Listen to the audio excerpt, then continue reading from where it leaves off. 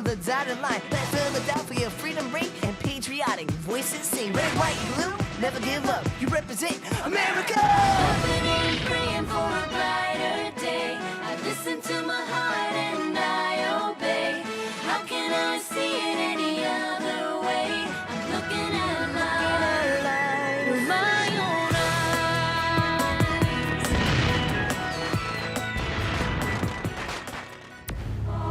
Today on Liberty's Kids, cowardly bandits attacked the Dartmouth. Who is responsible for inflaming the subjects of Boston to this violence? Parliament raised the tea tax over our objections. Maybe next time they'll listen. But you must learn to distinguish between a patriotic act of protest and mob rule. All right. These colonies are troubling with England and Boston. This is not Massachusetts, you say. True. This is Philadelphia and Pennsylvania. But trouble moves round. Leave your politics on board. And don't pick up any politics ashore.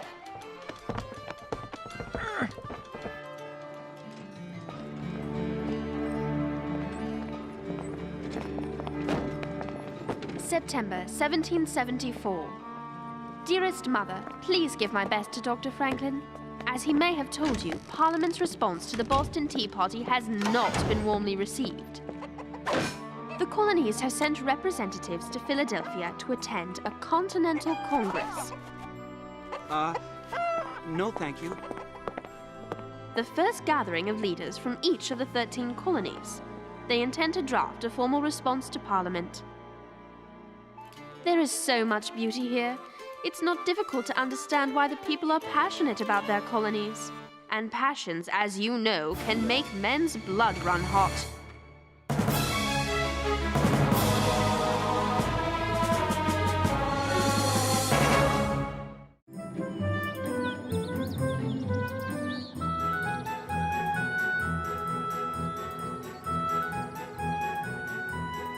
By giving Canada the Ohio River Valley, the lives lost 11 years ago during the French and Indian War were lost for nothing.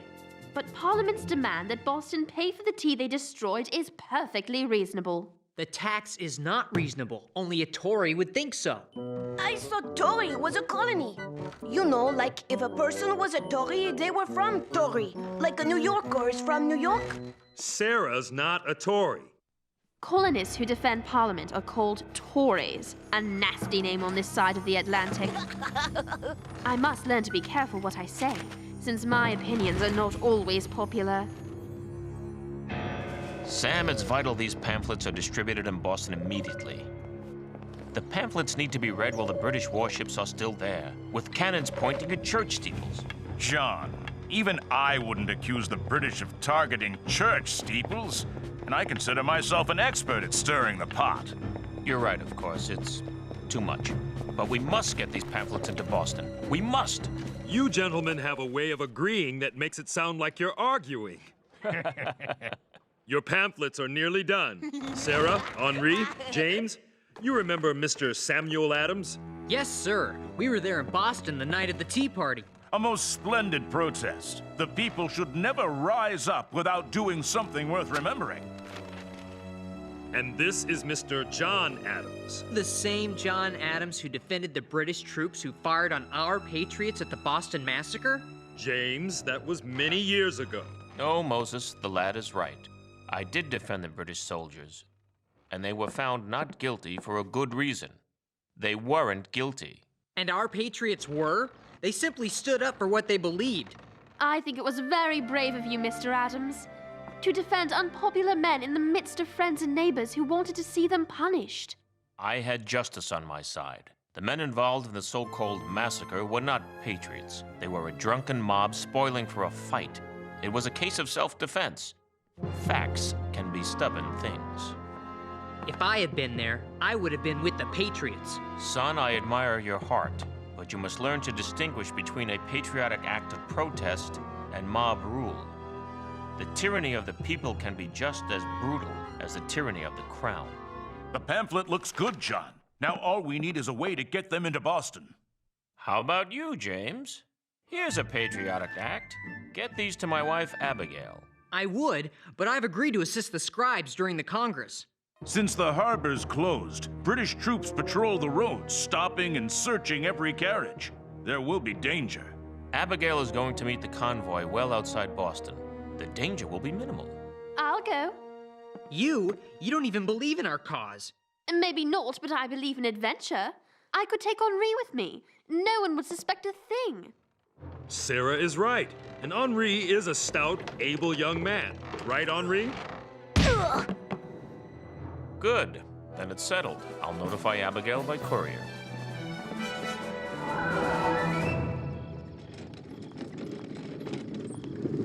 You have to learn to be aggressive if you want to be a journalist. I think you were very nearly rude to Mr. Adams. I was to the point, nose to nose. You were as busy giving your own opinion as getting his. I like Sam Adams. Sam is a man of action. This is a time for action. Hey, who's that? Whoa! What have we here? Stand right where you are. I was looking for my shipmate. I'll be on my way. I offered to buy you a drink. I don't drink. That it? Or is you wouldn't join the toast? Me, Parliament rot the wretched louts! Where are you going? I don't know my way at night. Oh, all right already. Look, I don't want any trouble. Let me go about my business. You are my business. I'm worried about you out in the chilly night air. He needs a warm coat of tar and feathers. Let me go! Stop! I can't believe I'm going to miss this. I can't believe you'd want to have anything to do with it. If you were a gentleman, you'd put a stop to it. Imagine how silly he's going to look covered with tar and feathers. He'll look like a giant barn owl. Hooty hoot! Hooty hoot! I'm Hooty the sailor.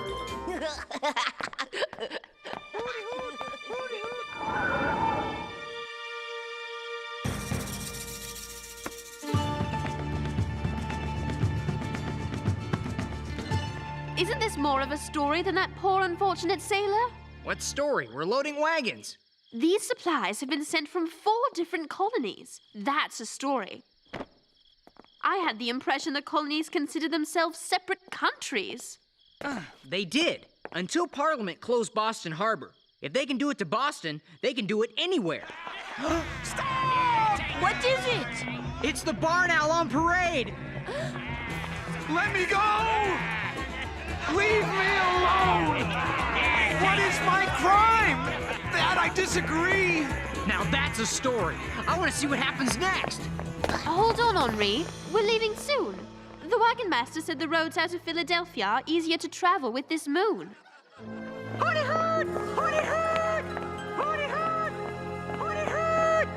On the same city street, at the same time, I witnessed an act of compassion as strangers donated food for people in need, for people they have never met. Yet, I also witnessed a callous act of brutal bullying, and James is swept up in it. Stop! No! Let me go!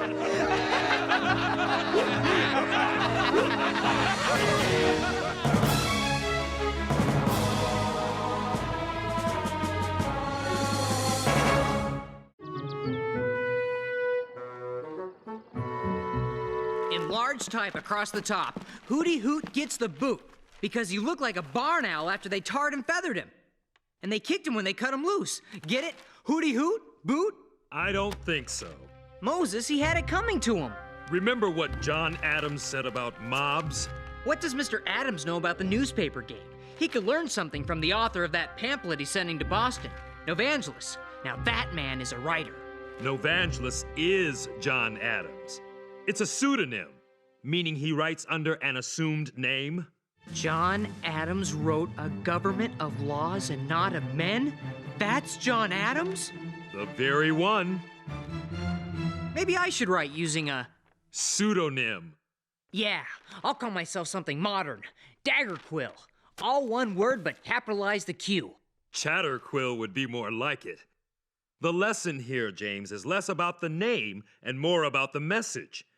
Mr. Adams is a very wise man. You would do well to learn from his example.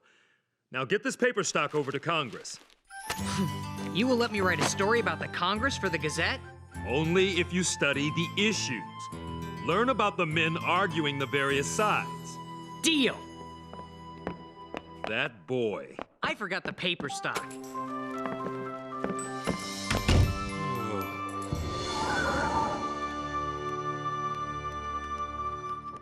Dearest Mother, this land is even more spectacular than Father has described in his letters.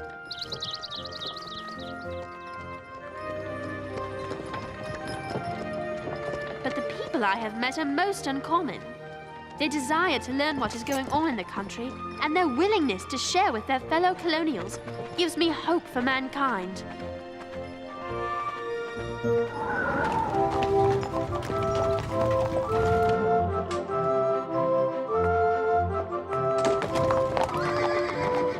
I could choke half of them with my bare hands. Don't they understand the suffering that's going on in Boston? Patience, Sam. We will make the case with facts stacked one upon another like bricks. Soon we will have an argument so strong it will be impervious to attack. On our second day, an old man brought his sheep to the convoy. He explained he was too old to continue herding sheep. He had given most of his flock to his daughter, but he wanted to give the rest to the blockaded city of Boston. At first, our wagon master didn't want to accept the flock. It would have slowed us down too much. But I had an idea. All right, troops. I know nothing of sheep, but I know soldiers. I depend on you to assist me, Lieutenant. Yes, General, sir. Quit fighting with the Lieutenant. You there, big horn. If you behave, I will give you all ranks of honor and names of valiant French knights and musketeers. It is essential at the outset to determine our method of voting. Who is that at the podium? Him? That's Patrick Henri. Population of the larger colonies. What say you? Hear, hear! Point of order! At the provisional meeting of the Stamp Act, we voted by colonies. One vote each. Yes, we're all equal. No! Outrageous! Who is that standing up? Delegate Dwayne. He's from New York. What say you to that, sir? The matter of the vote has not been decided. That's John Adams. Him, I know. Let's make a deal. I'll tell you everyone I know, and you tell me everyone you know. I know everyone. Everyone? Who's that? John Jay of New York. Now, please, I'm trying to listen. As we set about our business, I remind everyone of our purpose. We are here to re-establish harmony with Great Britain. We're not here to provoke Parliament into further action against us. Hear, hear! Outrageous! Gentlemen, come to order. I have just received a message by courier that British warships have fired cannon upon the city of Boston. Church steeples have fallen. There is panic in the streets, and some number of dead.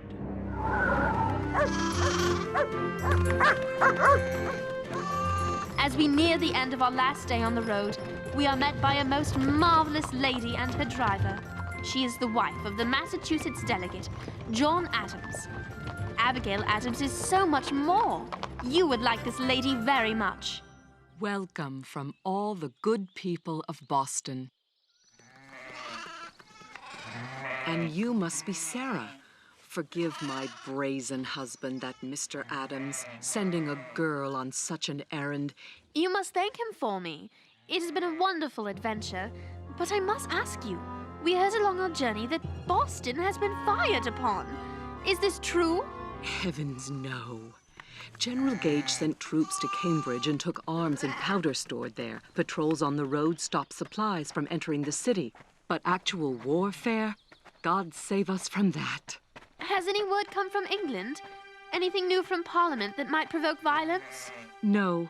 General Gage can act under his own authority. He claims he seized the powder and guns to prevent violence. However, if he finds these pamphlets, it would be sedition. That could land us all in jail. Sedition? That's like treason. You have nothing to fear. I won't let anything happen to you.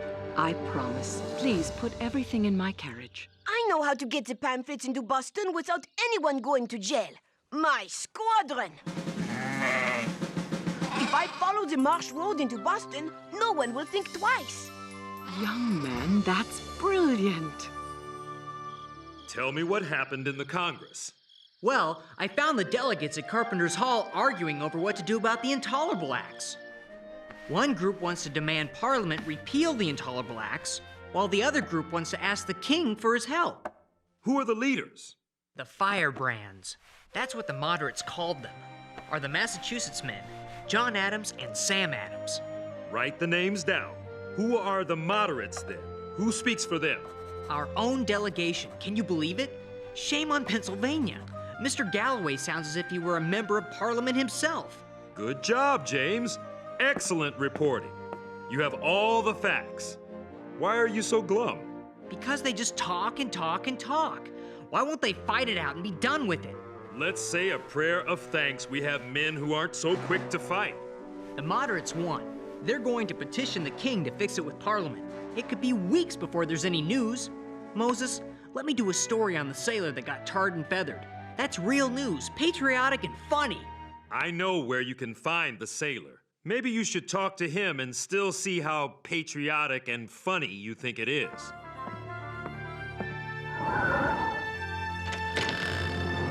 You want to ask Mr. Parker questions for the newspaper? Yes, Doctor. He's in a great deal of pain. He'll have to stay in bed for a month, maybe more. He's hurt bad? He can't be. I saw him. I saw him stand up and walk away. When a person is tarred, the tar is like hot oil. They boil it. Tar burns a man's clothes onto his skin. You mean like hot candle wax and you peel it off and... Worse. When you peel the tar off, you peel the skin away. Then there's the risk of infection, which I'm afraid has already set in. But they were patriots taking a stand. They were criminals who used the cause to beat him and rob him of his hard-earned pay. But they were shouting slogans against Parliament, and they sang a liberty song. Did they respect Mr. Parker's liberty? You want the real story? Go ask him a question. I don't think I want to. The facts, James. If you want to be a reporter, you must have all the facts.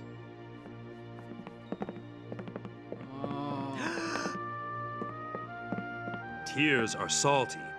That adds sting to the wounds. One tear leads to more hurt and more tears. It's a cycle of pain no man should inflict on another for any reason. Who is it? It's Moses. I brought the young man I mentioned earlier. Could he ask you a question or two? Yes. Is there anything I can do?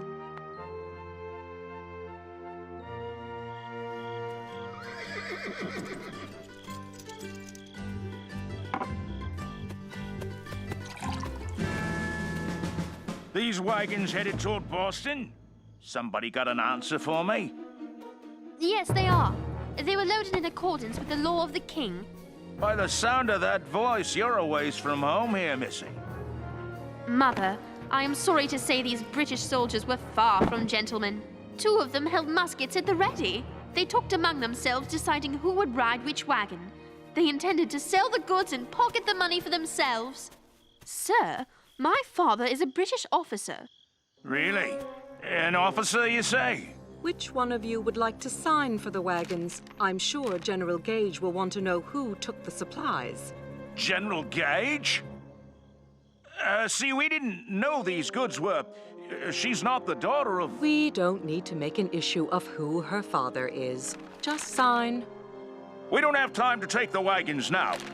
There aren't any newspapers or pamphlets here. I swear on the king's health, there are no printed or published works in these wagons. Move on, then.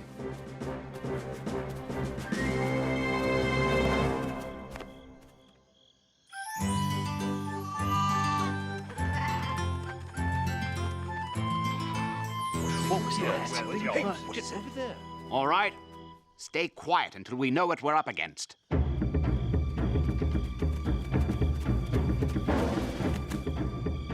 Lieutenant, keep your eye on the 6-man lava cannon. Colonel, Have we heard from the Indian scouts? They are the famous shadow warriors. You cannot see them until they are right beside you. Yes, sir, General, sir. They sound like sheep. It could be Indians. They make noises like birds and bears to fool the enemy. They must have taught the rebels how to do it. Let's get out of here. Keep moving. We will find a large field to engage in a proper battle.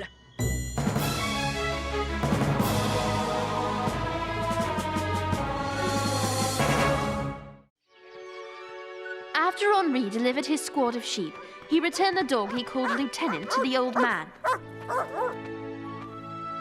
We rode back to Philadelphia on horses from the stable of Abigail Adams. I shall miss her. Safely back in Philadelphia, I made my way to Mr. Adams with a letter from his wife. Thank you so much. I worry about her there, in harm's way. She asks you to write more often. Yes, I must. If you would include a message for Dr. Franklin in your next letter to England, tell him I am as heartstrong as headstrong. I am convinced by this Congress that America will support Massachusetts or perish with her. I will tell him that.